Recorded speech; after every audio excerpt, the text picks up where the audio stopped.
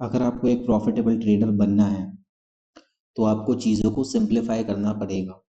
अगर आप बहुत ज़्यादा कॉम्प्लिकेटेड स्ट्रैटेजीज या फिर बहुत ज़्यादा कॉम्प्लिकेटेड सिस्टम यूज़ करते हैं तो एंट्री एग्जीक्यूशन के टाइम पे आपको बहुत ज़्यादा कन्फ्यूजन्स होंगे और आपसे वो एंट्री मिस होगी या फिर कोई एक इम्पॉर्टेंट इंफॉर्मेशन मिस हो जाएगी ड्यू टू दी कॉम्प्लिकेशंस।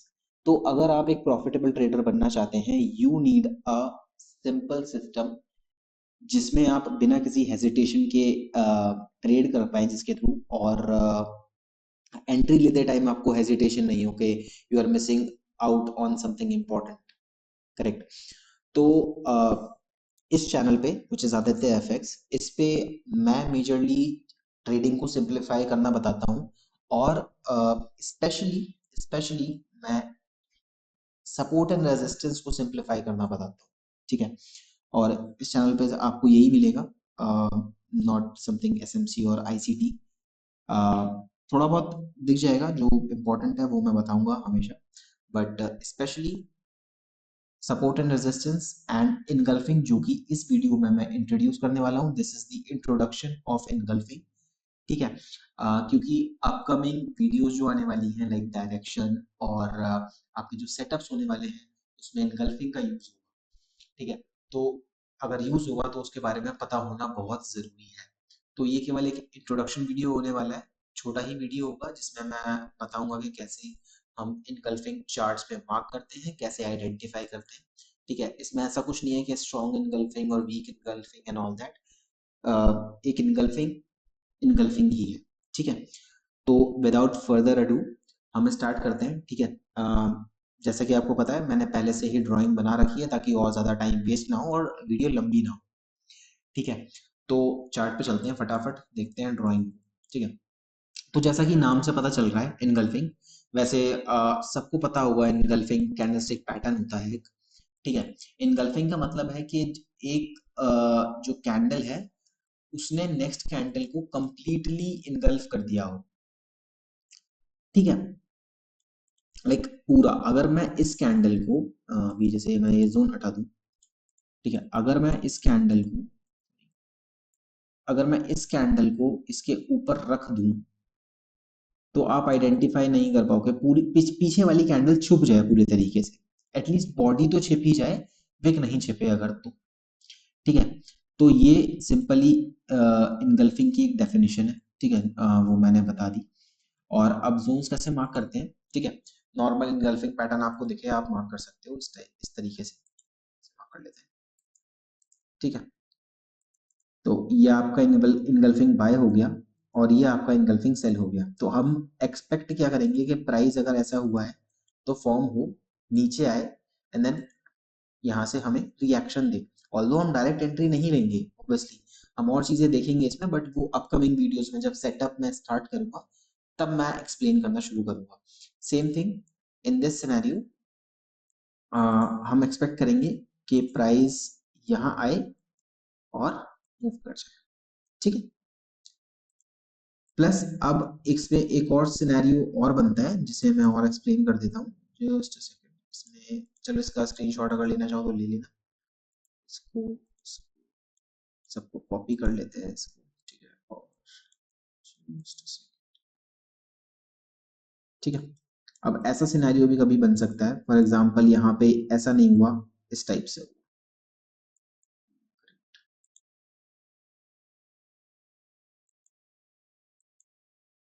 एक और यहाँ छोटी कैंडल हुई, देन एक और फाइनल छोटी कैंडल हुई। ठीक है।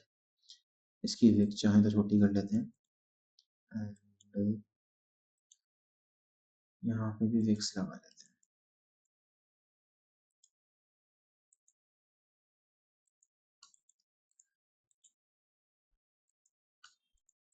ठीक है।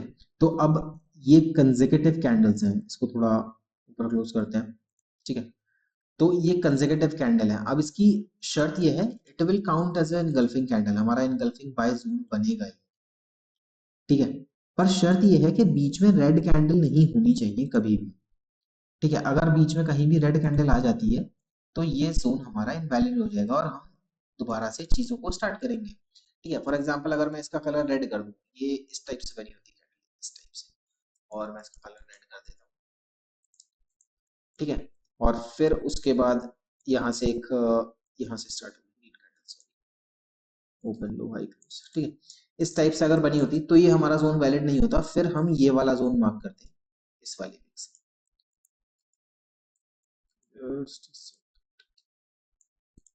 ठीक है। फिर हम इस वाले विक से जोन को मार्क करते हैं और ये हमारा जोन होता है, ये वाला नहीं होता, ठीक है। बट इस केस में हमें कंसेक्यूटिव ग्रीन कैंडल्स चाहिए to mark this zone as a engulfing buy zone, and again हम एक्सपेक्ट करेंगे कि प्राइस अगर यहाँ से ऊपर गया है, वापस आए, हमें भी यहाँ रिएक्शन दे और हम यहाँ से अपनी बाय पोजीशन बिल्ड करें, ठीक है। सेम थिंग, सिमिलर थिंग हमारा बेयरिश में होता है, ठीक है। फॉर एग्जांपल यहाँ पे एक ग्रीन कैंडल फॉर्म हुई, एंड देन यहाँ पे मल्टीपल रेड कैंडल्स हैं, ठीक है। इसे ही कॉपी कर लेंगे, अदरवाइज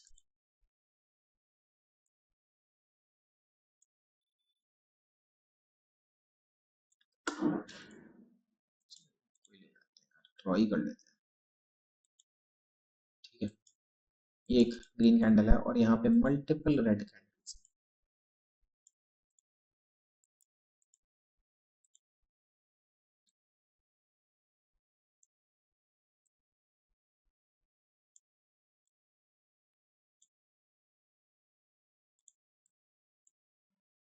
रेड कर लेते हैं।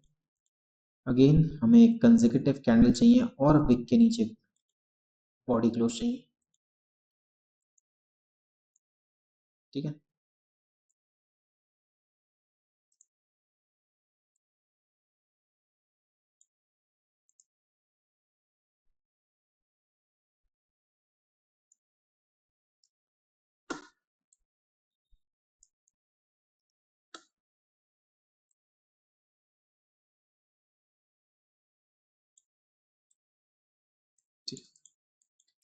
और ये जो जोन हो जाएगा हमारा, वो इनगल्फिंग सेल जोन हो जाएगा, ठीक है, ठीक है। तो ये हमारा एक इनगल्फिंग सेल जोन हो जाएगा, एंड अगेन इसमें भी वही शर्त अप्लाई होती है कि अगर यहाँ पे कोई ग्रीन कैंडल आ जाती है तो ये जोन इनवैलिड हो गया है, फिर हम नया जोन देखेंगे विच जो यहाँ से स्टार्ट होगा और हमारा इनगल्फिंग जोन बन जाएगा ये,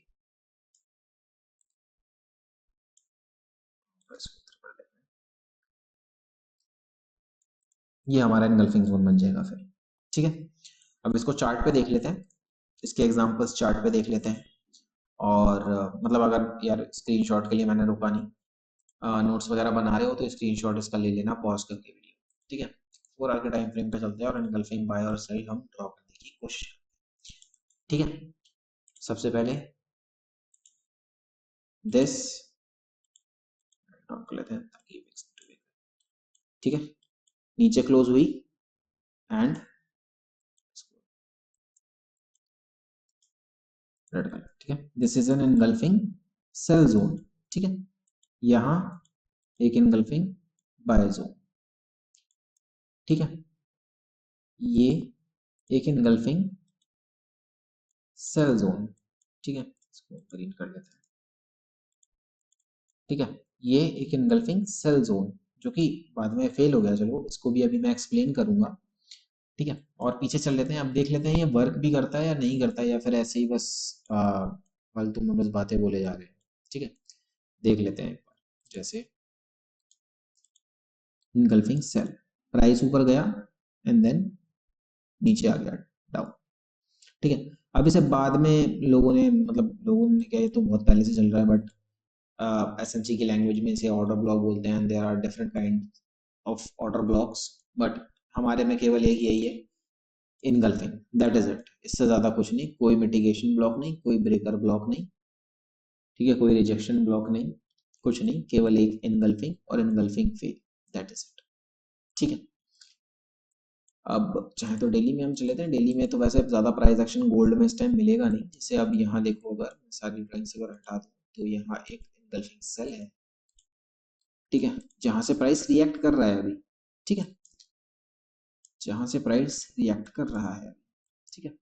सेम थिंग यहाँ पे एक इनगल्फिंग बाय है, देखो अब ये सिंगल कैंडल से नहीं बनी, देखो दो कंसेक्यूटिव ग्रीन कैंडल से बनी हुई है, ठीक है, बुलिश कैंडल्स हैं ये, है ना। यहाँ नहीं थी, यहाँ अगर यहाँ पे एक और रेड बन जाती तो इनवैलिड हो जाता, ठीक है। तो प्राइस यहाँ आया और देखो कितना रिएक्शन दे रहा है, ठीक ठाक। अब ये जोन्स बड़े बने हैं, जोन को प्रिसाइज कैसे करना है मैं ये सेटअप्स में बहुत अच्छे से एक्सप्लेन करने वाला हूँ, ठीक है। जब मैं सेटअप्स बताऊंगा तो वहां मैं अच्छे से एक्सप्लेन करूंगा। सी यहाँ पे एक इनगल्फिंग बाय थी और उसने बहुत अच्छा प्राइस को सपोर्ट करा और यहाँ से ऑलमोस्ट ऑलमोस्ट आपको यहाँ से भी देखें, खैर अराउंड 3400 पिप का मूव दिया, ठीक है। और भी देख सकते हैं हम, एग्जांपल्स की कमी नहीं है, जैसे ये एक हमारे पास इनगल्फिंग बाय थी, ठीक है। तो हो गया, ठीक है, एग्जांपल्स काफी मिल जाएंगे। अब आपको क्या करना है, आपको मार्क करना है engulfing buy zone, engulfing sell zone. अब यहीं पे एक और कॉन्सेप्ट आता है जिसे हम कहते हैं इनगल्फिंग बाय फेल और इनगल्फिंग सेल फेल, ठीक है। वो क्या होता है भैया, वो भी बताते हैं। अब जैसे इस केस में अगर आप देखो तो यहाँ पे एक इनगल्फिंग सेल बनी, ठीक है, यहाँ बट प्राइस ने थोड़ा रिएक्ट करा यहाँ पे। अगर आप लोअर टाइम फ्रेम में जाओगे तो अगर आप देखोगे तो यहाँ पे प्राइस ने रिएक्ट करा और आपको मेरे ख्याल में अगर टॉप से बॉटम अगर मैं माप करके चलूं तो 400 पिप की मूवमेंट दी, ठीक है। बट इवेंचुअली प्राइस ने क्या करा, इसे इन दी एंड इसे ब्रेक कर दिया, इसे ब्रेक कर दिया। तो अब ये इनगल्फिंग सेल फेल बन गई और अब जब प्राइस वापस इस जोन में आएगा तो हम एक्सपेक्ट कर सकते हैं कि प्राइस यहाँ से वापस ऊपर जाए। बस इसी केस में यहाँ पे एक इनगल्फिंग बाय भी बन गई, ठीक है। तो ये ओवरलैप हो गया तो आप इनगल्फिंग बाय को कंसीडर करना स्टार्ट कर दोगे, ठीक है। अब ये भी कैसे, अब मैं इनगल्फिंग सेल फेल भी दिखा दे बाय फेल भी दिखा देता हूँ आपको, जो कि ये रही एक, ठीक है। ये इनगल्फिंग बाय बनी, प्राइस इसके नीचे क्लोज हो गया तो ये इनगल्फिंग सेल बन गई, ठीक है। मतलब इनगल्फिंग बाय फेल हो गई यहाँ पे, ठीक है। अगर मैं इसे रेड मार्क कर दूं तो, ठीक है। तो प्राइस इस रेंज में आया वापस, 4 आवर की कैंडल है ये, इस रेंज में आया वापस और अगर मैं देखूं तो यहाँ से ऑलमोस्ट ऑलमोस्ट 1100 पिप के आसपास नीचे गया, ठीक है। तो engulfing buy fail, engulfing sell fail, जब हमारी इनगल्फिंग बाय या इनगल्फिंग सेल ब्रेक हो जाती है तो वो इनगल्फिंग फेल बन जाती है, ठीक है। तो ये एक बेसिक इंट्रोडक्शन था इनगल्फिंग का, ठीक है। एक टाइप और होता है इनगल्फिंग का जिसे हम डोमिनेटिंग इनगल्फिंग कहते हैं, पर उसका हम बहुत ज्यादा यूज नहीं करेंगे, जिसमें केवल हम दो कंसेक्यूटिव कैंडल्स की विक्स मार्क करते हैं। इसे इसलिए करते हैं क्योंकि लोअर टाइम फ्रेम में हमें ये पता होता है कि इन जगहों पे हो सकता है लोअर टाइम फ्रेम में इनगल्फिंग होगी, जैसे मैंने अभी मार्क करी, ठीक। अब यहाँ पे जैसे ही मैं H1 में गया तो यहाँ मुझे इनगल्फिंग मिल गई, ठीक है। तो ये जब हम टाइम फ्रेम स्विच करते हैं, मतलब ये थोड़ा सा जो आपका हैसल है वो बचाता है, दैट इज इट, ठीक है। ये आपको पहले ही विजिबल कराता है कि हाँ यहाँ पे लोअर टाइम फ्रेम में इनगल्फिंग हो सकती है, दैट इज इट, इससे ज्यादा कुछ नहीं है। बट अगर आप इनगल्फिंग बाय, इनगल्फिंग सेल, ठीक है, और इनगल्फिंग फेल, दोनों टाइप्स की सेल और बाय, उन पे भी वर्क करोगे तो दैट इज गुड। सी यहाँ पे एक और एग्जांपल है, जैसे कि ये एक इनगल्फिंग बाय बनी यहाँ पर, ठीक है। एंड देन लेटर ऑन, ये कल का ही प्राइस एक्शन है पूरा, ठीक है, पूरा कल का प्राइस एक्शन है, ठीक है। यहाँ इनगल्फिंग बाय बनी, देन लेटर ऑन ये फेल हो गई, सी ब्रेक हो गई, इसके नीचे क्लोज हुई, तो ये इनगल्फिंग बाय फेल हो गई। अब हम क्या एक्सपेक्ट करेंगे, अगर ये यहाँ भी क्लोज नहीं हुई होती, थोड़ी ऊपर क्लोज होती है और यहाँ पे एक इनगल्फिंग सेल नहीं बनी होती, ये काफी अच्छा और स्ट्रॉन्ग जोन बन जाता है। जब भी ऐसा होता है, जब इनगल्फिंग सेल फेल और इनगल्फिंग बाय, या इनगल्फिंग सेल और इनगल्फिंग बाय फेल एक साथ बन जाती है, जैसे यहाँ पे इनगल्फिंग बाय फेल हुई और इनगल्फिंग सेल बन गई, ठीक है। तो ये बहुत स्ट्रॉन्ग जोन हो जाता है, ठीक है, जहां से प्राइस रिएक्ट करेगा ही करेगा जिस जोन से, ठीक है। अब देखो यहाँ पे कितना सुबह का ही है, ये ऑलमोस्ट 600 पिप्स के अराउंड रिएक्ट कर रहा है। और अगर मैं यहाँ पे, आपने जैसे पिछली वीडियो में देखा होगा एसएनआर, अगर नहीं देखी है तो प्लीज उसे जाके देखो, क्योंकि अगर मैं एसएनआर इसमें मार्क करूंगा तो आपको समझ नहीं आएगा और आप फिर क्वेश्चन करोगे। तो इससे पिछली वाली जो वीडियो है वो मैंने एसएनआर पे बनाई है डेडिकेटेड, कि कैसे लेवल्स मार्क करते हैं, ठीक है, और कैसे और कितनी अच्छी तरह से ये लेवल वर्क करते हैं। तो मैं लाइन चार्ट पे स्विच करता हूँ और यहाँ पे हम मार्क करेंगे सपोर्ट्स, ठीक है। ये सपोर्ट था, ये सपोर्ट था एक, ठीक है। ये हमारा क्या हो गया, ये हमारा क्या हो गया, it was our QM, see, one time break, second time break, QM, और ये हमारी एक रेजिस्टेंस होगी, ठीक है। वापस कैंडलस्टिक चार्ट पे आ जाते हैं और देख लेते हैं प्राइस ने रिएक्शन कहाँ से दी है, ठीक है। See, pinpoint entry, from this support become resistance. See, हमने कितने कितने लेवल्स मार्क करे थे, हमने 4 लेवल्स मार्क करे थे, दैट इज इट। सुबह मॉर्निंग में उठे हमने देखा कि हमारा एक स्ट्रॉन्ग जोन है, उस जोन में हमने देखा ये हमारे कुछ एसएनआर 3 से 4 लेवल बन रहे हैं, यहाँ पे प्राइस आएगी तो हम ट्रेड एग्जीक्यूट करेंगे, एज सिंपल एज दैट, ठीक है। Stop loss according to plan, मतलब अकॉर्डिंग टू आवर रिस्क हम रख लेंगे और ट्रेड प्लान करेंगे, सिंपल एज दैट, ठीक है। कुछ ज्यादा उसमें हैसल नहीं, ना लोअर टाइम फ्रेम में गए बस 4 आवर देखा या 1 आवर देखा, बस दैट इज इट, ठीक है। और यहाँ पे हमने अगर एंट्री प्लान करी, लाइक एग्जैक्ट प्राइस इट्स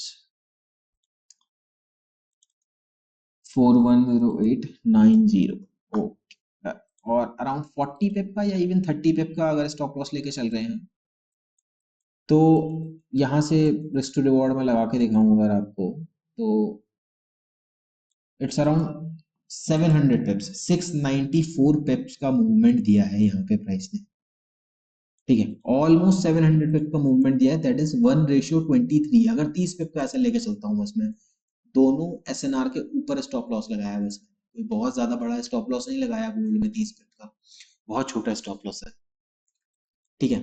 लोग 100 पिप्स के स्टॉप लॉस देते हैं। और प्रिसिशन आप देखो, मैं कोई 1 मिनट के टाइम फ्रेम में नहीं गया, 5 मिनट के टाइम फ्रेम में नहीं गया, 3 मिनट के नहीं, कुछ नहीं, कोई किसी चेंज ऑफ कैरेक्टर का मैंने वेट नहीं करा, कोई इन कैंडल स्टिक पैटर्न या चार्ट पैटर्न का मैंने वेट नहीं करा, बस सिंपल एंट्री ली, 30 पे stop loss and then reaction देख लिया, ठीक है। तो ये है इनगल्फिंग और एसएनआर की पावर, अगर आप इसे कंबाइन करते हो और अच्छे से सीख लेते हो, जो कि मैं अपकमिंग वीडियो में सिखाऊंगा आपको, बिल्कुल, ठीक है।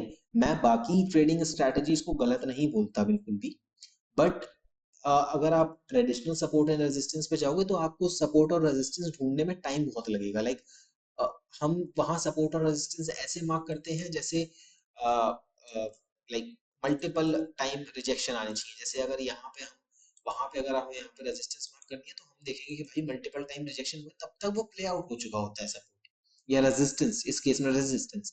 अब यहाँ पे मल्टीपल टाइम जब तक हमें पता चला कि यहाँ रेजिस्टेंस बन चुकी है, तब तक बहुत देर हो चुकी थी यहाँ पे, ठीक है। और फिर जब प्राइस इवेंचुअली यहाँ पर आया तो वो ब्रेक थ्रू कर गया, इस वजह से यहाँ पे स्टॉप लॉसेस जाते हैं लोगों के, ठीक है। That is the only reason, ठीक है। अपकमिंग वीडियोस में मैं आपको ट्रेंड लाइंस भी सिखाऊंगा, बट वो भी ट्रेडिशनल ट्रेंड लाइन से बहुत अलग होने वाला है, जो आप सोच भी नहीं सकते, मतलब बहुत स्ट्रिक्ट रूल्स बताऊंगा मैं ट्रेंड लाइंस के और वो बहुत अच्छे से वर्क भी करेंगी, ठीक है। बट आपको स्टिक रहना पड़ेगा चैनल पे, ठीक है। मैं कोई भी कॉम्प्लिकेटेड चीजों को या स्मार्ट मनी कॉन्सेप्ट या सपोर्ट रेजिस्टेंस को मतलब किसी को गलत नहीं कहता, बट हाँ वो थोड़ा टाइम टेकिंग है या एक्यूरेट नहीं है, बट जो चीज कम टाइम में हो सकती है हम उसे अच्छे से करेंगे, कम टाइम में करेंगे, ठीक है। और जो सिंपल है, अब इसमें कोई बहुत ज्यादा रॉकेट साइंस कुछ नहीं था, ठीक है। मैंने इनगल्फिंग बाय देखा, मैंने इनगल्फिंग सेल देखा, मैंने देखा ओहो ठीक है फेल हो गई है ये, तो मतलब ये जोन सेलिंग के लिए बहुत स्ट्रांग है, देन वहां पे मैंने अपने जो जितने भी एसएनआर लेवल्स थे मेरे, जो मैंने मार्क कर लिए जो एज अ रेजिस्टेंस वर्क करेंगे जब प्राइस यहाँ ऊपर जाएगा, ऑब्वियसली मैं इतने बड़े जोन में मेरे ख्याल में अगर ऊपर से नीचे दोनों जोन को अगर मैं ले लूँ, यहाँ से लेके यहाँ तक, लाइक 200 पिप का जोन है ये। अब 200 पिप का तो स्टॉप लॉस नहीं रख सकता ना मैं, इवन 300 पिप का स्टॉप लॉस है ये, 280 पिप, 280 पिप का जोन है सॉरी ये, और तो 300 पिप का स्टॉप लॉस तो नहीं रख सकता ना मैं, ये तो लॉजिकल भी नहीं है। तो मैंने अपना एंट्री प्रिसाइज करने के लिए एसएनआर लेवल मार्क करे, ये जो आपका जो ये सपोर्ट था ये ब्रेक हुआ, रेजिस्टेंस बन गया, ये वाला ब्रेक हुआ, ये रेजिस्टेंस बन गया, और ऊपर तो हमारा एक अभी रेजिस्टेंस है ही, ठीक है। और वहां से हमने प्ले आउट कर दी चीजें, ठीक है। सेम थिंग यहाँ से देखो, इस एसएनआर लेवल को सपोर्ट दे रही है प्राइस। ठीक है, तो चीज़ों को सिंपल रखो, ज़्यादा कॉम्प्लिकेट मत करो। अपकमिंग वीडियोस में मैं नेक्स्ट वीडियो, वैसे तो अगर आप चाहो तो कमेंट करके बता सकते हो कि किस टॉपिक पे चाहिए, बट मेरे हिसाब से सबसे पहले डायरेक्शन सीखनी बहुत ज़रूरी है। ठीक है, एक बार डायरेक्शन को आप अंडरस्टैंड कर जाओगे, देन उसके बाद मैं एक ब्रेकआउट सिस्टम आपको समझाऊंगा, डायरेक्शन से ही कोरिलेट करके समझाऊंगा उसे भी। ठीक है, एंड देन उसके बाद एक सेटअप की सीरीज आएगी पूरी वीडियोस की, जो छोटी छोटी वीडियोस होंगी, बट उसमें मैं आपको सेटअप्स एक्सप्लेन करूंगा कि कैसे कौन सा सेटअप कहाँ प्ले करना है, with the help of engulfing and SNR. कोई ज्यादा कॉम्प्लिकेशंस नहीं। उसके लिए चैनल पे रहो, आप सब्सक्राइब कर दो, लाइक कर दो ये वीडियो। ठीक है, और फिर हम नेक्स्ट वीडियो में डायरेक्शन के साथ मिलते हैं। तब तक चीज़ों को कॉम्प्लिकेट मत करो यार, ट्रेडिंग में सिंपली ट्रेड करते रहो। जितना सिंपल सिस्टम होगा उतना स्ट्रेस फ्री रह के आप अपने ट्रेड्स को एग्जीक्यूट कर पाओगे और ज़्यादा से ज़्यादा प्रॉफिट बना पाओगे। बाकी मिलते हैं नेक्स्ट वीडियो में, तब तक के लिए हैप्पी ट्रेडिंग।